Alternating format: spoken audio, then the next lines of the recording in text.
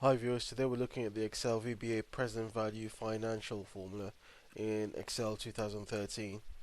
So first of all we need to record a macro to be able to enable uh, editing of the code. So first go to the View tab of Excel and then go to the macro section and click on record macro. I'm going to name mine PV underscore FX for function. Click on OK. I'm going to stop that from running and go back to the macro section of the View tab. I'm going to delete the ppmt function that's in there already. I'm going to go back to View Macros and click on Edit on my PV present value function. I'm going to delete the current code in there and paste my code that I already made. Going to put apostrophe to comment out the theory stuff, and then I'm left with my actual code. You can see my macro is named PV function. The code starts by saying range F2 dot formula R1C1, which means insert the following formula into cell F2. You can see PV there after the equal sign stands for the function present value. Within the brackets you've got range A2, which is the rate.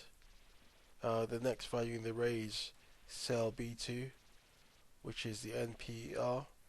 Next value in the array after that is cell C2, which holds a PMT.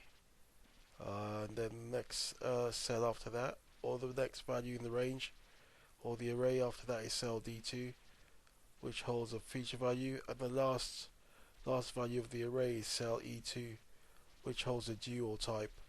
If I close this, if I go to File, Close, and return to Microsoft Excel, then I select cell F2 where I want the formula to appear. If I click on the macro drop down in the View tab, click on View Macros, select my PV present value function, click on Run, it gives me a present value of minus 1334.39. So that's it. That's run the value. It's calculated the uh, the value or the results from the range given of the rate, NPR, PMT, feature value, and due. So yeah, that's it really. To go back to your Visual Basic Editor, click on the macro button and click on Edit on your macro name. That's it.